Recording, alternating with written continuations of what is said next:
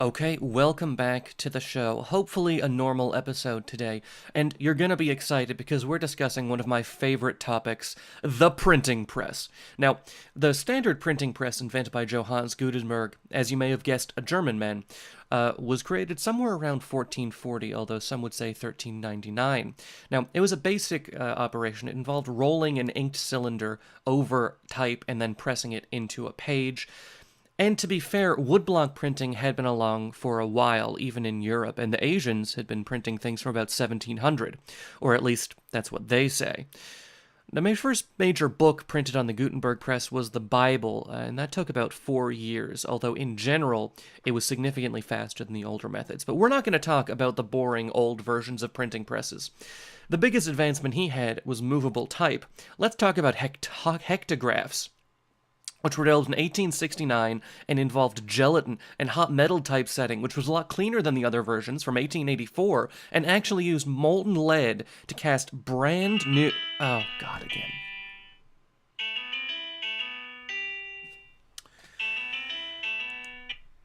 This is Liam Nolan. Hey, Liam, I have the power to control my room. Amazing. Great. Okay. This is going to be the episode now? Cue intro.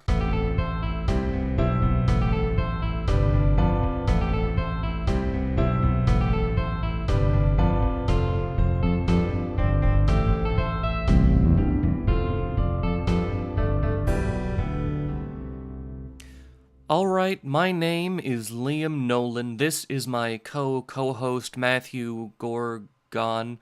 And welcome to How Did We Get Here, the podcast that exists. Yep, it does exist, and it exists for one reason, for me to interrupt you. So let me do that right now. So I've been working on my own home automation system. I don't think that's really the right term for it. I think it should be a home control system because nothing is really automated. I still have to trigger events. But I've gotten to the point where I have a MIDI piano. You know, you can play music on it. I can intercept the MIDI signal from that piano, plug it back into my computer. And then now I've gotten to the point where it can listen to those events and trigger other stuff, like hack into my lights, or hack into my other lights, or turn that light on, or turn my computer off. And it just feels so amazing that I could be like, I'm going to play the Song of Time from Zelda, and then my room turns blue.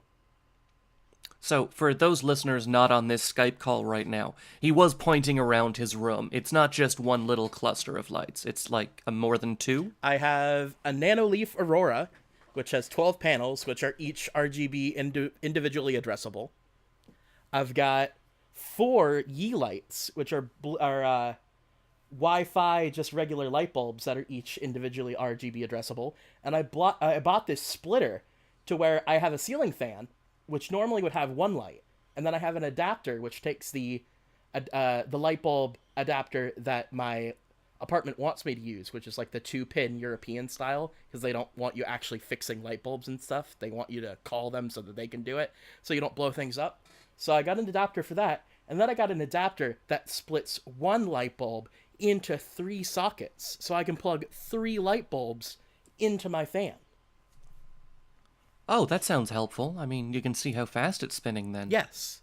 And now I can have lights not only illuminating my room, but since they're each pointing out in different directions, I can have them rotate colors. And so it looks like the lights are like moving around my room like giant auroras on the wall.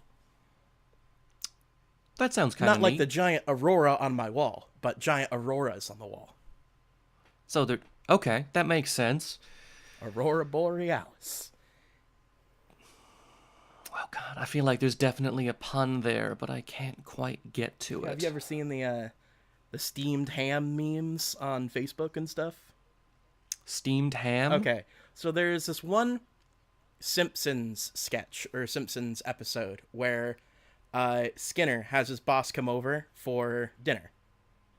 He's cooking a roast, it starts burning, and then everything just starts getting worse and worse. It's like the Misadventures of Todd Margaret. He keeps on trying to make things go correctly, and he is doing the best he can, and he's making all the right decisions, but it keeps on getting worse. And so he's just like, the General Chalmers, or whatever his name is, he's just like, Good General Chalmers. Superintendent Chalmers. Although, no, never mind. So he walks in. He's like, "Good Lord, what is happening in there?" And it, like his entire kitchen is on fire, and Skinner's just like, the Aurora Borealis."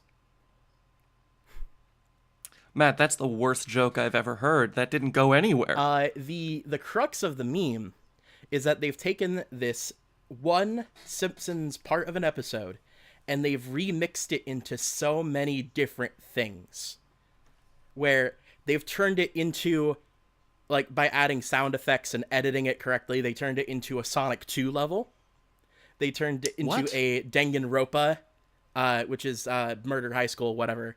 Got it. Murder High School. Sort of thing. They've turned it into trying to think of all the other ones, but like if there's a sort of meme game or show or trope like that, there's probably a Steamed Hams edit version. There's even a song by the Gorillaz, Feel Good Inc., where they take the entire Steamed Hams video, they match it up to the music and auto-tune it so that they're singing where the singer would be singing.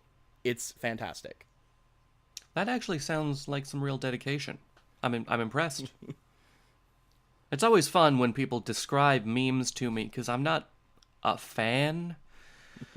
I really like the idea as Dawkins originally kind of held it, but now it just means text on an image, and I don't get it.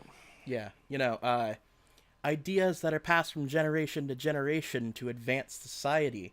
Maybe, but now it's, today on Meme Review, SpongeBob meme, Krusty Krab, Chum Bucket, overlay an image of something good and something bad. That's a meme. Yeah, that is an accurate description of what they are. You did it in a joking way, but that's for our older listeners, which I'm guessing is almost all of them. Yep. Yeah, and it's correct. It's always great looking back, and you start, like, 6-10 years ago, we had Rage Comics, and you look back, and it's just like, what were we thinking? These are terrible. And I know in the next 10 years, we're going to look back at today's memes and be like, actually, society is destroyed. You can't look back on memes anymore, so. Well, don't worry about it, because right now, I'm looking back on today's memes. They're terrible.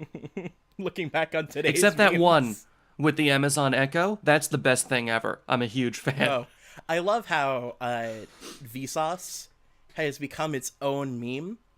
I was watching a face reveal for the YouTube channel How to Basic, which is the one where it's just like how to pick up a chair from the ground.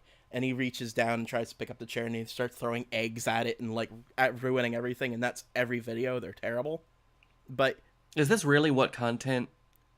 God, we're going to be the best thing on the internet. Well, he said he would do a face reveal at 10 million subscribers, and he just got that, which blows my mind. He what? You just said his shtick was throwing eggs at things. Yeah. That same guy. Yeah. 10 million subscribers, like actual people, or view bots, but.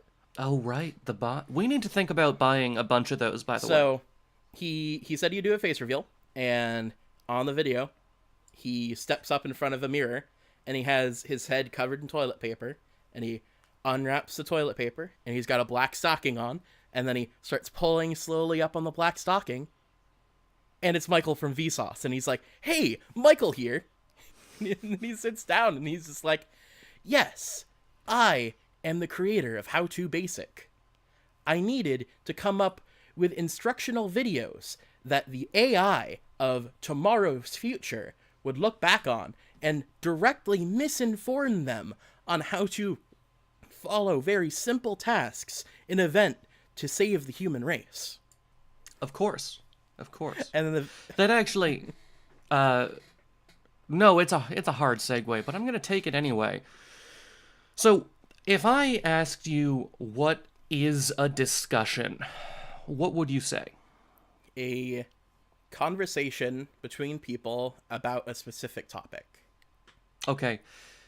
Now,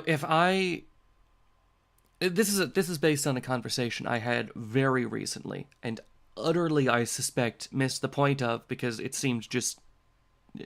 I'll get into it. So, what if I said to you, what is that thing in philosophy where you have a conversation about an idea, but people don't disagree about what it means or try to check whether it's true, and then later go in and maybe apply logic or tests? What would that be? I I don't think that's an idea in philosophy, but I would say that's brainstorming. What what's the point of a long form brainstorm? Because I get, in my opinion, brainstorming is when you say like, okay, we need to come up with a way to make sales go up 20%, and then everyone sits down and comes up with like 80 different ideas, and you write them on a board, and all ideas count because maybe they'll spin off into a better one. But if you're just talking about one idea, I don't think that is a brainstorm. That seems pointless. Um, well, one idea can have many facets to it. If one idea only had one thing to talk about, you couldn't discuss it. It would just be, hey, that thing? Yeah, that thing. We're done here. Right. Okay, my second question is, do you think it's even possible to discuss an idea without attempting to, I don't know, investigate its truth value or look at how it holds up? Yeah, I think it is. How? I do that sort of thinking when there's a very complex issue where the task of solving whether an outcome is true or false is much more complex than moving on to the next idea. And so by thinking about all of the possibilities that you could feed into that, you're sort of searching the boundaries of the solution space. And then after that, you start taking specific ideas and figuring out the truth of them, and that lets you collapse the solution space of ideas a lot more efficiently than trying to pick a point and then solve for it, and then pick another point and solve for it, and pick another point and solve for it. Because you effectively have to do that for every idea in the solution space. God, I don't like. See, here's my problem with that. If we were having a conversation about, well, actually, let's use the actual example. So, let's say we're discussing whether it's ever okay for an employer, what behavior is appropriate for an employer to display towards an employee. And I said it's never okay ever for an employer to in any way threaten or raise their voice or make feel belittled, etc., etc., etc., an employee under any circumstances. Okay. I would be amazed if you didn't come back and say, well, are you sure? Let's think about this. Let's apply something to this. Is it ever okay for a person in society to be yelled at? Or at what point is it going to fall upon the employee to just, grin and bear it? And I mean, I hate to use the term, but toughen up a bit. Does that ever happen? And I think whether you think that comes up or not is a separate issue, but whether you're allowed to ask seems fundamentally to me, antithetical to the whole idea of discussion. Yeah, if you're not searching the solution space at all, you can't be having a discussion. So what would you call it if you were having a long exchange of words on a subject where you're not allowed to critique it in any way? Because then you're being too aggressive. I'm not sure if that idea makes any sense.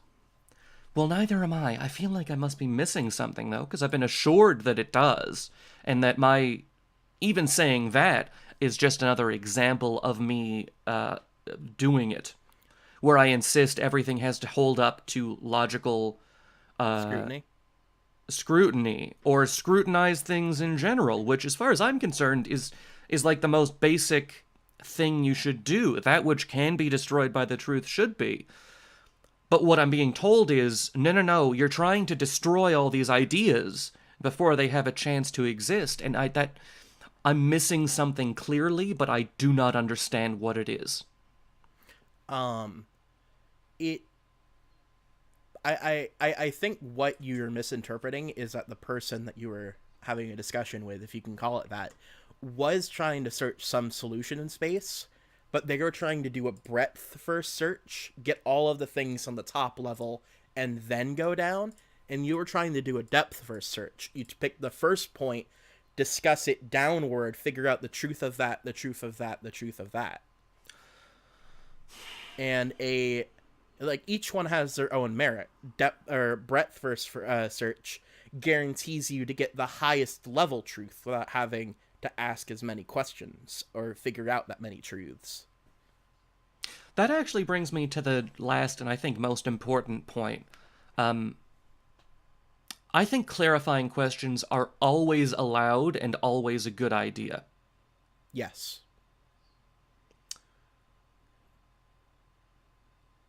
See, I was hoping you'd disagree with me, because when we agree, we can just sit here and say, yeah, that's true all day long. Yeah, that is true. And let's not talk about how true it is, but let's discuss it still.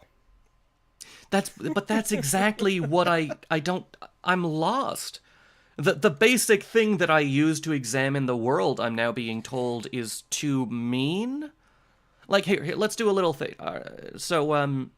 Matt, ask me any question on my opinion of, I don't know, ontology. Pick a subject. You're asking me to pick from the broadest subject. Yeah, obviously. I'm giving you the most choices. Okay. What constitutes an apple pie? Well, I think it's more important that we get back to my original question, which was about ontology. You can't keep going back onto these unrelated, we're talking about what is ontology. You're not trying to understand what I'm saying. I'm saying that the truth doesn't exist, Matt. That's what I'm saying. Why do you not listen to me? See, I think what you're describing is them trying to tell you something and not having a discussion at all. But then why would you call it a discussion? Because that has a better connotation than I'm giving you a direct order. Even if it's not strictly an order, though? If it was a direction, like if I was saying, hey, Matt, comb your hair, because it's unacceptable, and then you went, no, that would be an entirely different class of thing than if I said, what's something we disagree on? Hey, Matt, I think your opinion on the transportation problem is silly and pointless. Hey, man, we can't talk about that yet. Fair. But I can't think of anything else we disagree on consistently, which is actually arguably good news. Aumann's agreement theorem, which is a thing that you should become a little more familiar with, we'll probably do actually, maybe that'll be this rationality corner, says that two people with the same information should never be able to agree to disagree. But that happens all the time somehow. Yeah, we'll get to that later in suspension of disbelief. But True, we'll get more into it. I have another discussion, or I guess problem that we could work out, that I think you might disagree with me on. Oh, I'm excited. So you've played the Portal games, right? Portal 1, Portal 2? Yes. Or at least you've seen them. So No, I played them. let's modify the rules of the portals such that you can have two ends of the same portal that can move on surfaces independently of each other. Because some people said the game directly says that can't happen. Portals can't move, but there's parts in the game where they clearly are. Okay, so are you saying that it can slide around on the plane of a surface, or that it can be on a surface that moves? It could be on a surface that moves. Did that happen in the games? In Portal 2, in the gas chamber, what is it called? The Nero... the poison chamber. You had to put a portal on the wall and then shoot another portal next to a laser so that the laser cut through the tubes supplying the poison. All right, I don't remember that, but we'll move on. This isn't about the rules of Portal. Okay, so, or at least in the games. So suppose portals can move. Yeah. I have a cube that's sitting on the ground, and then I have a portal on the ceiling above it. Yeah. And then I have the other end of the portal just on a wall somewhere. Okay. Suppose the panel that the portal on the ceiling is on begins to move down towards the cube at a fixed rate, say like 10 meters per second. Okay. Or I guess to make it more kinetic, say 20 or 30 meters per second. Mm-hmm. Obviously, it's going to smash down over the cube, and then the cube is going to exit the other end of the portal. Oh, but at what Right. rate? So A, does it just fall out of the portal at the other end, or B, does it exit the portal at the same speed as the plate was falling? Okay, give me a second here. Because my instinct is to say, well, obviously it will just kind of plop out the other side of the portal, but it's going to be getting in its own way. So, yeah, it'll have to exit the portal at the same speed that it entered. So it'll fly out of the portal on the wall at 10 meters per second. It will fly out of the portal on the wall, yeah. Okay, that's what I think. So we agree on that, unfortunately. Oh my god, again? Well, hang on, but it doesn't make sense to say the other thing, because there's... Let's say the box is halfway out. The first half of the box that's still being pushed down is now forcing the other half out at a rate of speed. Right. The thing that people cite, though, is that the cube never had momentum, so it can't exit the portal with momentum. It's... Well, no, it's gaining momentum from the wall.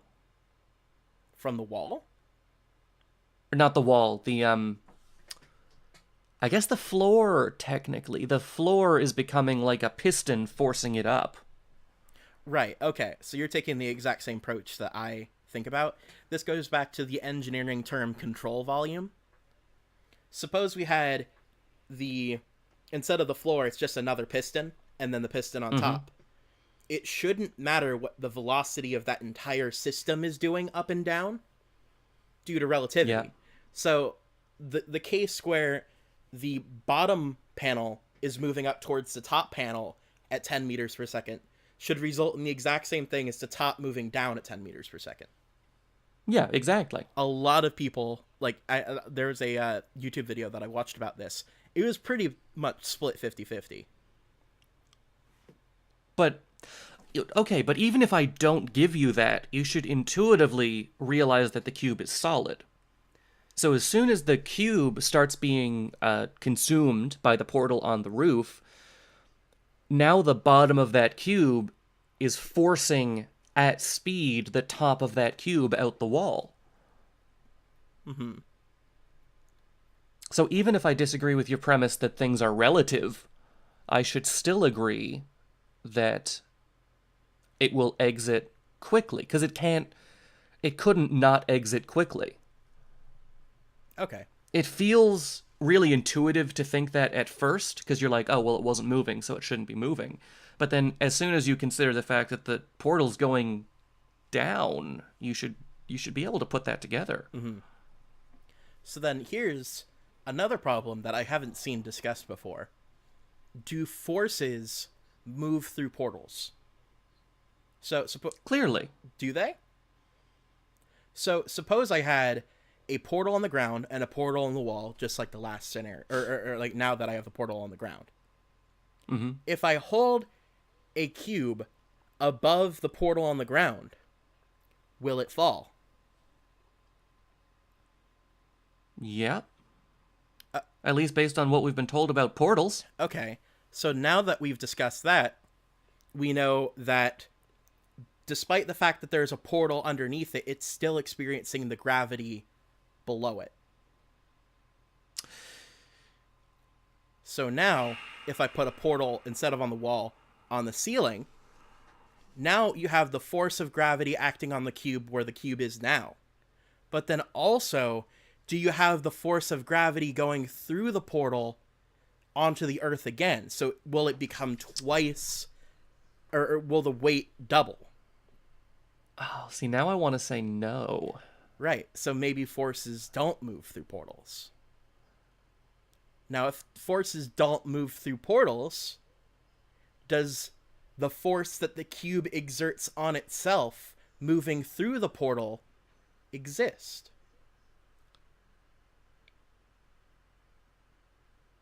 Okay, Because, like, can you have... I still want to say yes, and here's why. In the game Portal, we've pushed things through portals. Mm-hmm. So we know that there's It's certainly possible to transfer energy in that way. I want to go and say that, like, gravity or magnetism are special cases, but I really don't like having to do that. So fields can't move through portals. I'm trying to think if there's any time we've seen that happen, and I don't think there is. So if I had a cube that was magnetic above one portal, and then on the other side of the portal, I had a large magnet, I couldn't use the magnet to pull the cube through the portal. I think the only consistent answer is no. Okay. I found that was pretty interesting because I've never seen that topic discussed before. The gravity point is an interesting one. Because what I want to do is treat gravity not as a force. Mm-hmm. I want to treat gravity as just a constant. Well, because that would be consistent with how we've seen portals work in the game. right. But that's not how the real world works. Yeah, there's the problem. It's always that reality getting in my way. Yeah, I know. So I find these topics of discussion really interesting. And it was actual discussion because we were talking about the truth value of things and discussing what would happen if they were true. Well, and if we disagreed, neither of us would be surprised if we critiqued the other person's position. Which is, I don't understand how to talk about an idea without being allowed to say, I think you're wrong, and here's why I think you're wrong. If that's too mean or aggressive, I don't know how to interact with people then. My favorite response from people like that is, "Oh, you disagree with me? I must not be explaining my point well enough." Well, that'd be great. I'm always willing for more explanation. In fact, I'm constantly asking, clarify, okay, so are you then saying this? And then they get upset. That's so dumb. I don't get it. I've tried. Everything I believe in fundamentally says you should always apply logic as soon as you can. There's no reason to not allow logic to be part of a discussion. Unless you're afraid that you're not going to have a good idea, because a good idea will hold up to, criticism. Mm-hmm. That's what all of science is based on. And I was told earlier today that all kinds of great ideas were never criticized. They were allowed to grow before they had to accept any criticism. And I don't know that that's ever been true about anything. I kind of get where they're coming from, but they don't understand the idea of that. Well, do you, though? Explain it to me. They're thinking that in order for an idea to grow, it needs to not have criticism, which is false.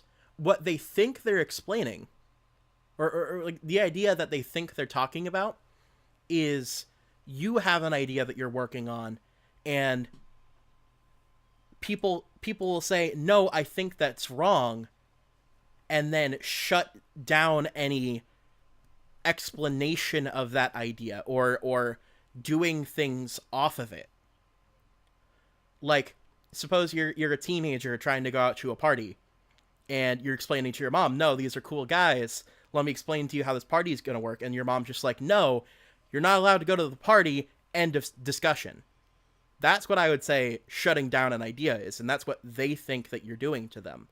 But if the mom had then, or like instead said, no, I don't think you should go to this party, but you're allowed to anyway because I may be wrong, or let's discuss it and critique your idea, you're not prohibiting the growth of the idea.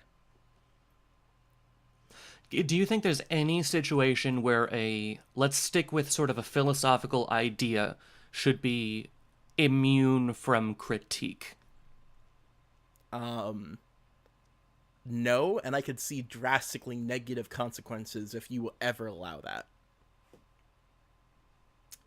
Yeah, no, I agree. It's a horrifying concept, but I mean, I'm trying to work through this. So, what about if I proposed a new set of rules for our conversations. And I said, okay, so we should be able to discuss things without you constantly attacking me with your, like, trying to put a specific point in and using logic right away to tear down ideas. So you can't do that anymore. And then also, I still do that to yours. Or at the very least, if I say, now, well, okay, but do you want this to, will you not use logic on my ideas if you don't like them? I just start yelling.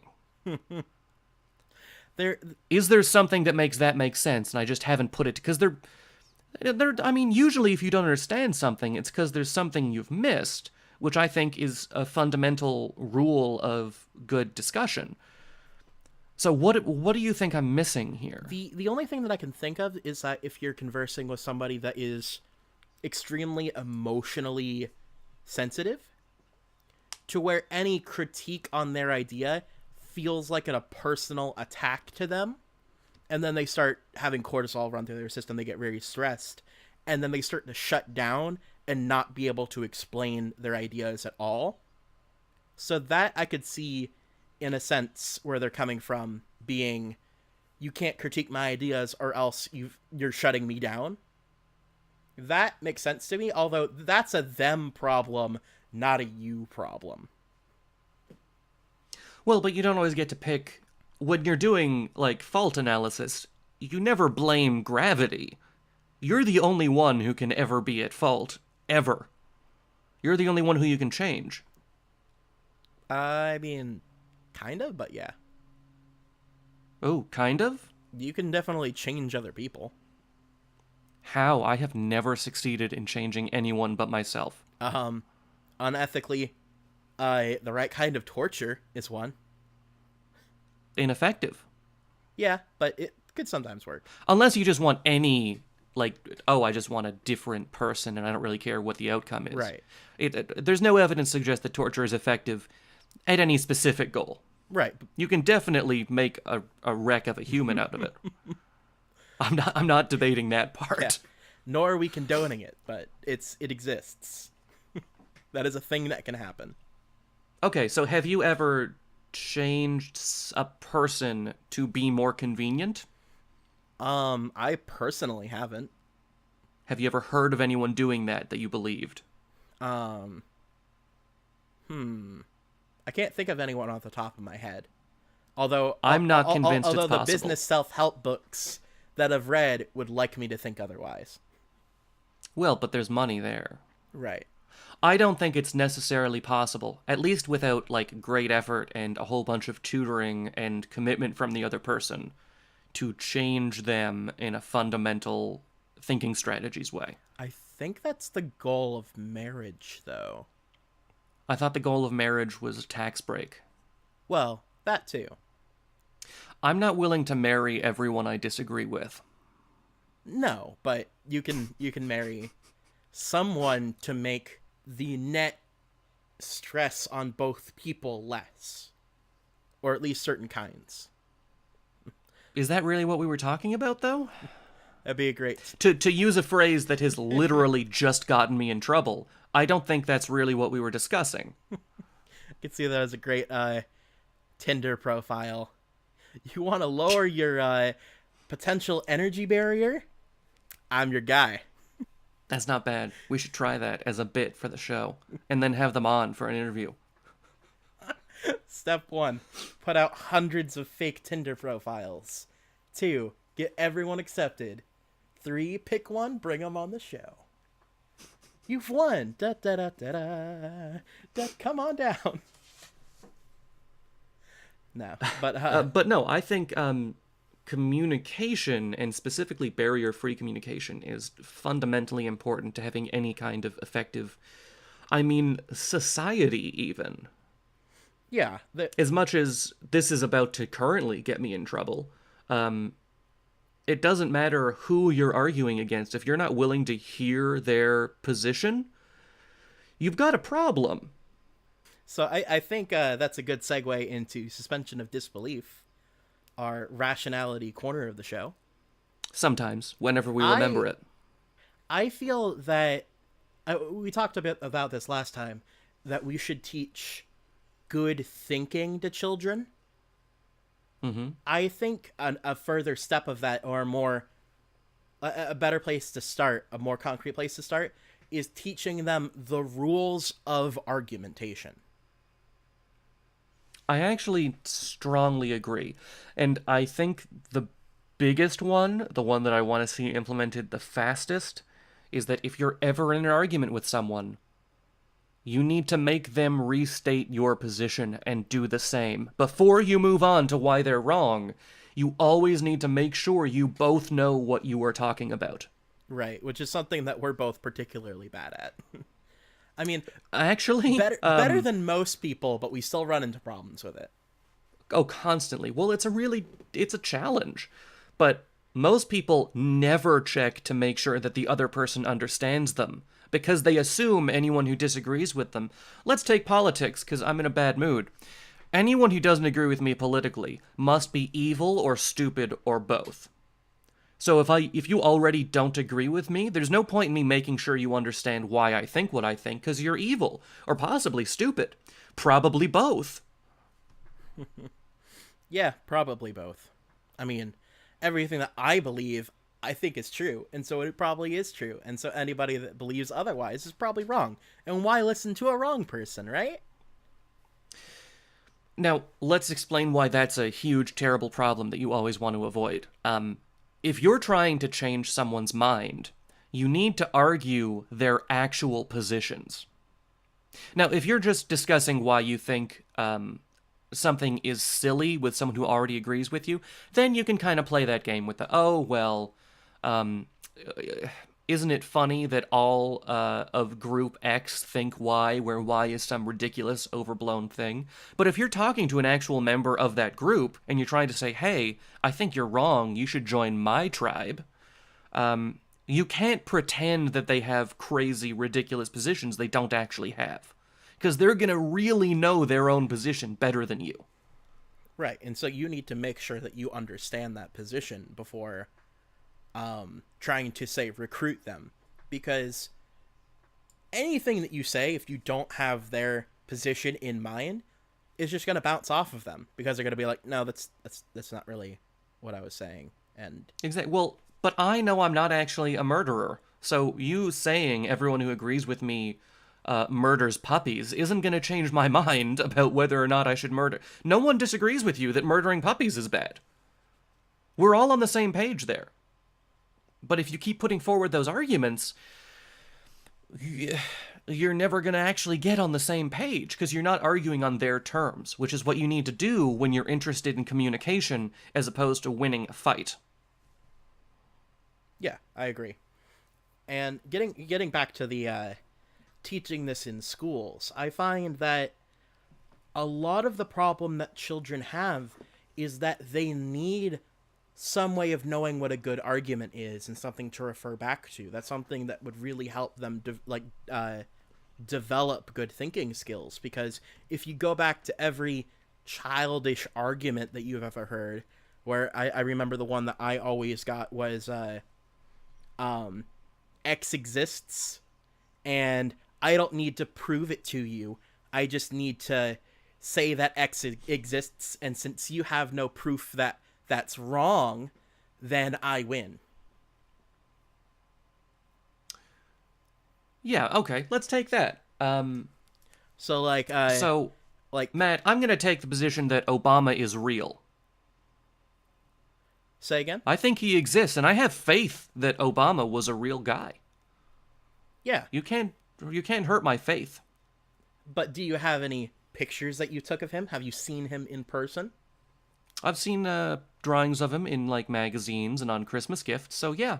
Yeah, but Photoshop exists, so you can't really prove that he exists. Exactly. I just need to believe it.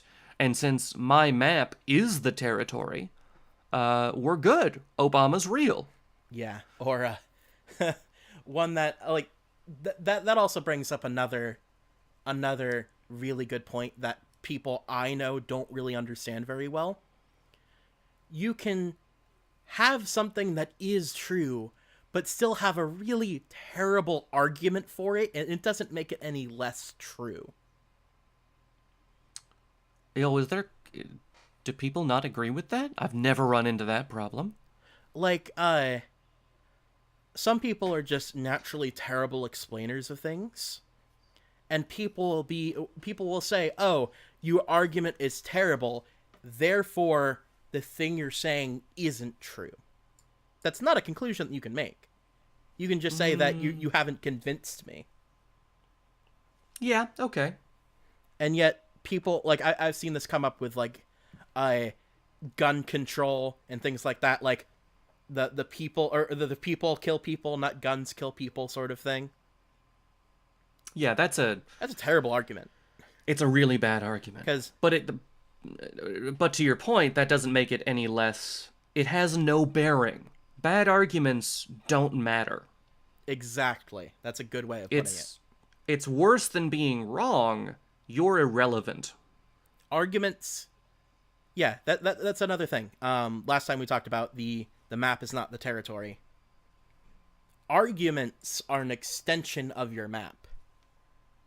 A good argument doesn't make your conclusion any more true. It was either already true or already false. And that's why what I think we talked about earlier also, see, it all ties in, guys, Yeah. is so important. Reality already is or isn't the way that it is or isn't. So you want to adjust as fast as possible, because no matter how clever you get at arguing with reality, you will still be a 3-time college dropout. Right. And when I figure out a way to argue so well that's no longer true, I'll let you know, and I'll have a bunch of degrees, because clearly I've managed to hack the system, so why not? I think that brings up another extension of this argument. And this is something that people really need to get in their heads. Guys, if you think you're wrong, or you were wrong, and you've just realized, oh, I think I may be wrong about this, admit it, please. Yeah, right away. Yeah. As soon as you can. Right, because that just saves everyone trouble. And to some people, that may make you seem wishy-washy. You're like, oh, he changed his mind. He didn't really know what was true in the first place. But no, if you're updating, you have become more correct, or most likely more correct. There is a chance that you took a step in the wrong direction, but if you've updated correctly. Yes, you should generally... The person who's the best off in an argument is the person who loses the argument. Because they get to be right now. The person who won just had a fun argument. Right. The person that benefits most from an argument is the person that loses, even though winning feels so much better. And believe me, it does feel pretty great.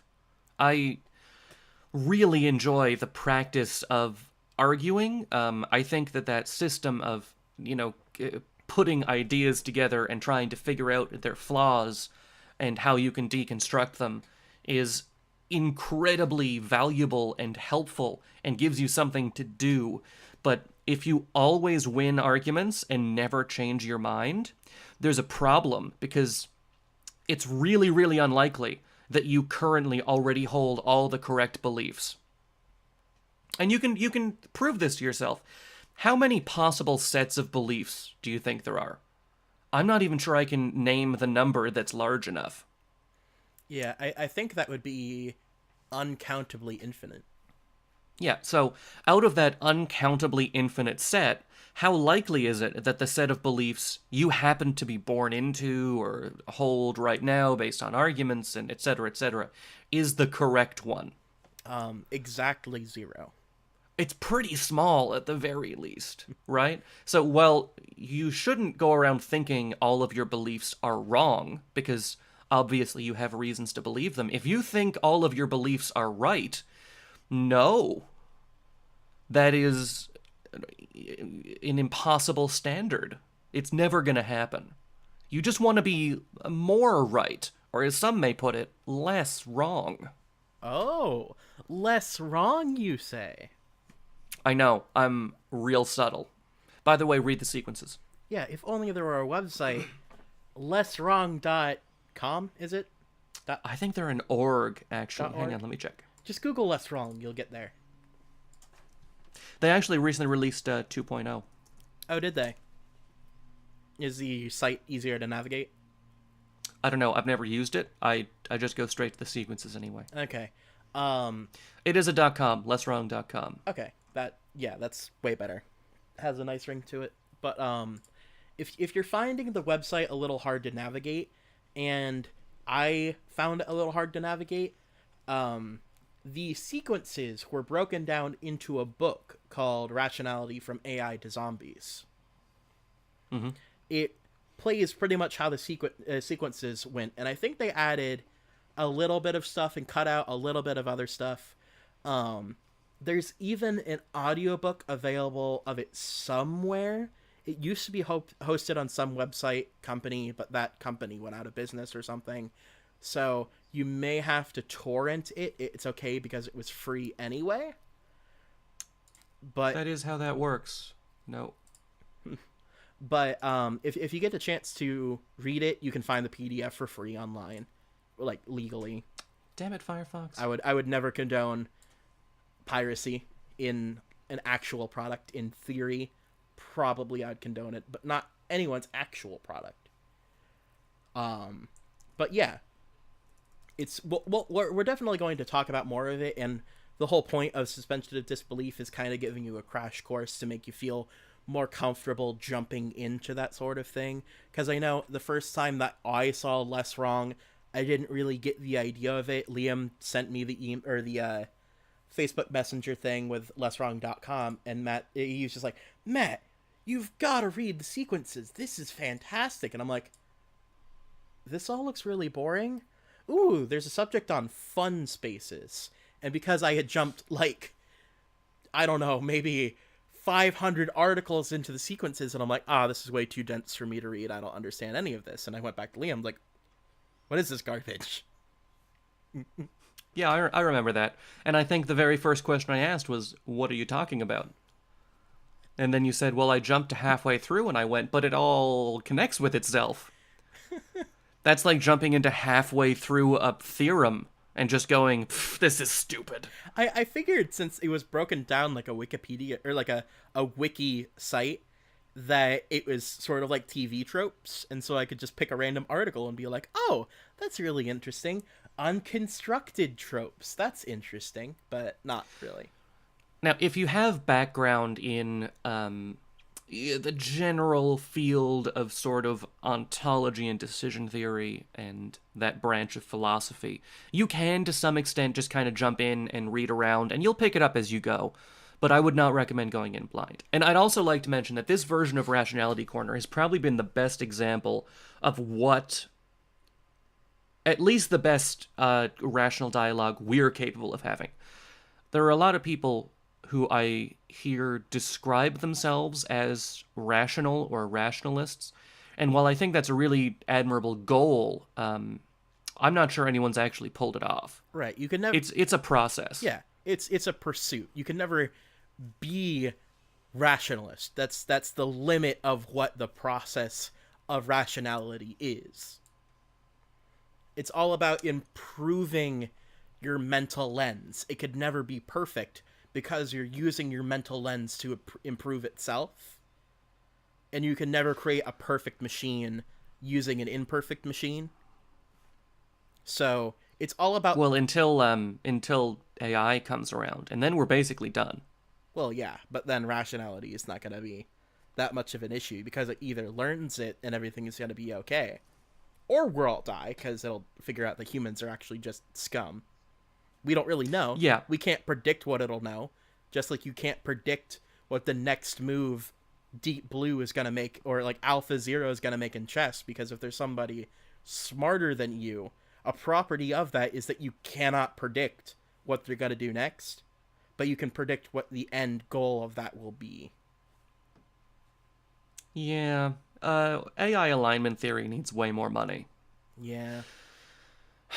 Anyway, so that has been the most rambly and inconsistent edition of Rationality Corner that hopefully we're going to have to get through. This was kind of a communication theory heavy episode. Yeah, it was. And it's a topic that Liam and I both like. And I feel an extension of that is spoiler theory, which we could talk about next time.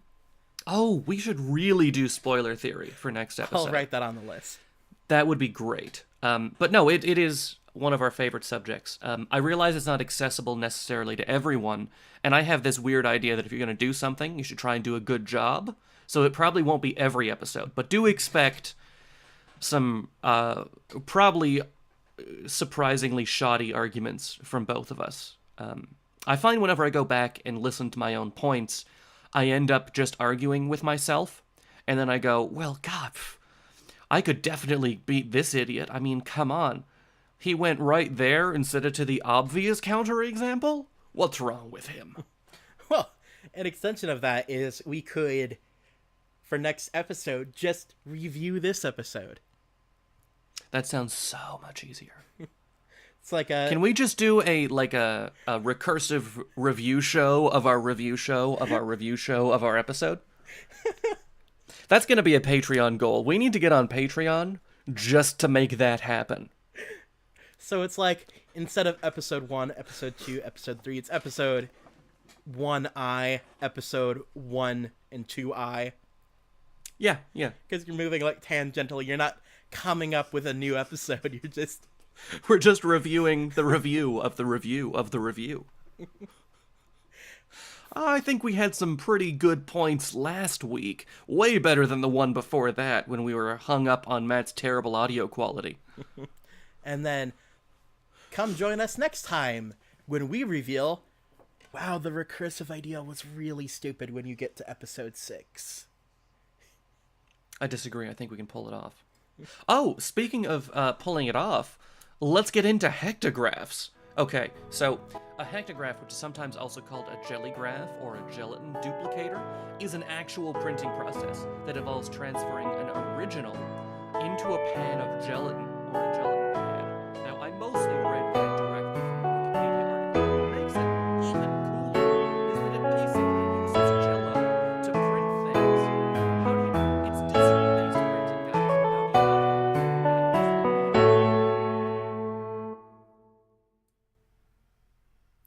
How Did We Get Here is a production of Liam Nolan and Matthew Galarakis. The theme music was composed by Liam Nolan. The editing was done by Liam Nolan. Most of the hosting, also Liam Nolan. You're welcome. If you'd like to contact the show and come on, you can find us at hwhpodcast@gmail.com. Have a nice day.